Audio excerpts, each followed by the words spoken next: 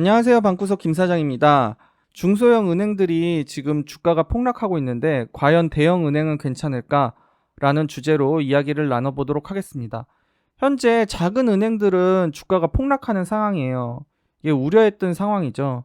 주가가 폭락하고 있는 은행들로는 시그니처 뱅크, 팩웨스트, 웨스턴 얼라이언스 뱅크, 퍼스트 리퍼블릭 뱅크 등이 있습니다. 이렇게 작은 은행들이 지금 폭락하고 있는데 지금 이거 4개만의 문제는 아니에요. 1년 전에 미국 신문에 이런 뉴스가 많이 돌았어요. 미국에 있는 300여 개의 중소은행들이 올 상반기에 암호화폐 거래를 고객에게 제공할 것이다. 이런 뉴스가 많이 돌았죠. 그래서 미국에 있는 중소은행들은 상당히 많이 암호화폐랑 연결되어 있습니다. 따라서 이 4개의 은행 외에도 분명히 더 많은 은행들이 연관이 있고 손실을 입었을 거라고 생각해 볼 수 있습니다. 급하게 쏟아지는 실리콘밸리 뱅크 후속 기사. 어제 글을 작성한 후에 실리콘밸리 뱅크 상황을 계속 살피고 있는데요.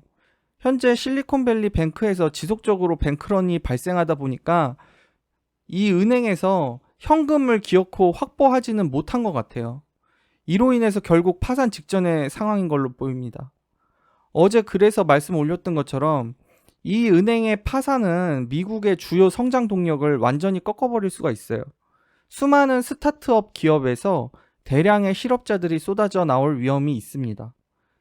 그래서 그런지 미국 규제 당국이 개입해서 지금 금요일 날 실리콘밸리 뱅크에서의 거래를 폐쇄하는 조치를 취한 상황입니다. 그래서 현재 실리콘밸리 뱅크 은행은 폐쇄되어 있는 상태예요.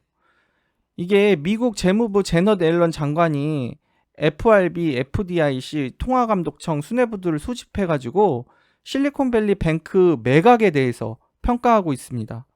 옐런 장관은 은행 시스템은 괜찮다 이렇게 말을 하면서 시장을 안심시키는 성명도 발표를 했는데, 사실 이게 진짜 괜찮은 거였으면 이렇게 성명까지 따로 발표하는 일은 없었겠죠. 이게 오늘 은행이 폐쇄돼가지고 예금자들이 돈을 못 찾았어요. 이제 돈을 찾아야 되는데 못 찾고 있는 거죠.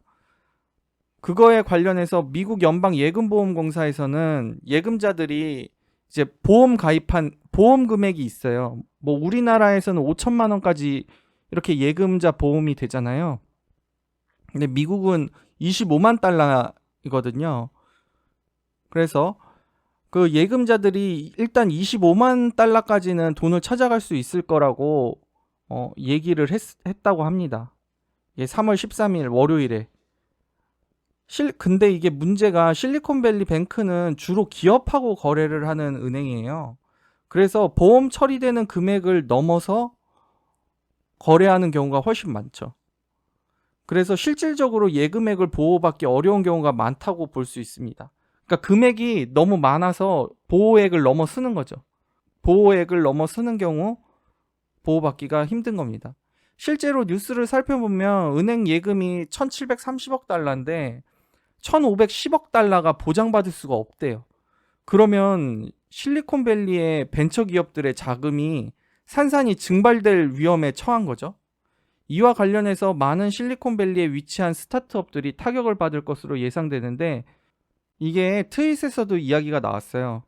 이렇게 얘기를 하죠. 이것은 신생기업을 위한 멸종 수준의 이벤트이다. 혁신을 10년 이상 후퇴시킬 것이다. 미래의 구글이나 페이스북 같은 작은 신생기업들이 해결책을 찾지 못하면 도태될 것이다. 이렇게 이야기가 나오고 있습니다. 상당히 심각한 상황이라는 거죠. 그렇다면은 이제 이런 얘기가 또 들려요. 대형 은행은 괜찮다. 작은 은행들만의 문제다. 이런 얘기를 하는데, 이 부분은 정확히 정의를 내려야 된다고 생각을 해요. 대형 은행이라서 괜찮은 게 아니라 암호화폐랑 소형 성장주 이 두 가지의 투자 비중이 낮은 은행이 괜찮은 거죠. 다시 한번 말씀드리자면 암호화폐랑 소형 성장주 투자를 좀 안 한 그런 은행들이 괜찮은 거예요. 일단 미국의 대형 은행을 나열해 보면 JP모건, 골드만삭스, 웰스파고, 시티은행, 뱅크 오브 아메리카 이렇게 나눌 수 있는데, 미국의 대형은행을 크게 나눠보면 투자 중심의 비즈니스를 하는 은행이랑 예적금 중심의 비즈니스를 하는 은행으로 나눠볼 수가 있어요. 대표적으로 투자 중심의 은행은 골드만삭스고 예적금 중심의 은행은 뱅크 오브 아메리카로 볼 수가 있죠. 이거는 개인적으로 나눠보는 대형은행 리스크입니다. 리스크 순서대로 한번 나열해봤는데 웰스파고는 실버게이트 캐피탈이 파산했는데 웰스파고가 전 조용한 게 좀 이해가 안 돼요. 웰스파고는 실버게이트 캐피탈을 커버하는 대표적인 은행이었어요. 불과 8개월 전에 암호화폐가 급락하는 상황에서도 실버게이트에 대한 비중 확대를 역설했던 은행입니다. 특히 웰스파고는 과거에도 안 좋은 일이 있었어요. 실적 부풀리기를 위해서 고객들의 정보를 유령 계좌 만들어가지고 과징금을 맞았던 적도 있는 상당히 모럴 해저드가 심각한 기업입니다. 이런 적이 있었어요, 웰스파고가. 골드만삭스는 암호화폐 관련 상품도 취급하고 있고, 그리고 암호화폐 시장에 대해서 상당히 호의적이었어요. 불과 3개월 전에 FTX 대규모 파산 이후에 적극적으로 저평가된 암호화폐 기업에 대한 투자를 추구했던 은행이에요. 게다가 골드만삭스는 원래 기업 투자를 많이 하는 곳이라 현재 고금리 상황에 사실 매우 취약합니다. 골드만삭스가 FTX 파산 이후 이러고 있었어요. 근데 안전하다고 볼 수가 있을까요? 지금 상황에서?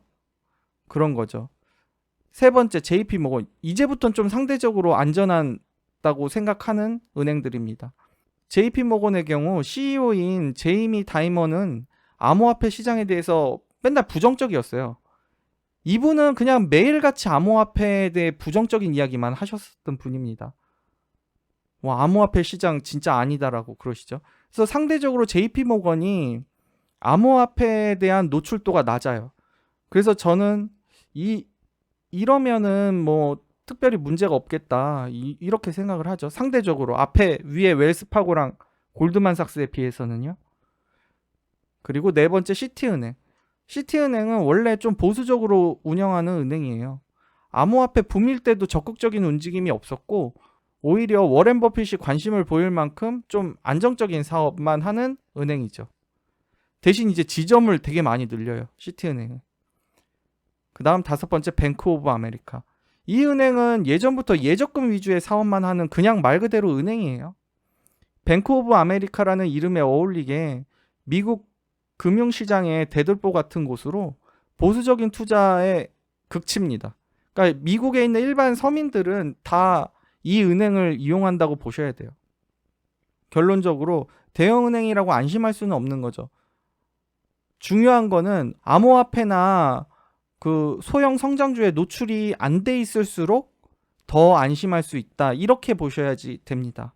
물론 대형은행들은 올해 초부터 대손 충당금을 많이 쌓았어요.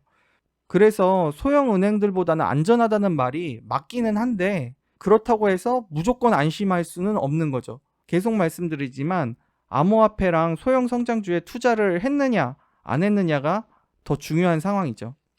주식시장이라는 게 투자자들의 심리도 굉장히 영향을 미치는 곳이기 때문에 주가가 반등하지 못하고 지지부진할 확률이 높아요. 따라서 앞서 언급드린 5은행의 주가 변화를 좀 체크해 보시면 투자하는데 도움이 되실 거라고 생각합니다. 지금 같은 상황에서는 최대한 보수적으로 투자하시기를 권해드리고 저 또한 그렇게 투자를 하려고 합니다. 그렇다고 해서 또 너무 비관적으로만 보시는 거는 잘못됐다고 봐요. 지금같이 하락할 때는 반대로 우리가 상승장을 대비해서 무엇을 해야 될지 생각해보는 시간을 가지면 좋겠습니다. 그럼 다음 시간에도 돈 되는 이야기로 찾아뵙겠습니다. 감사합니다.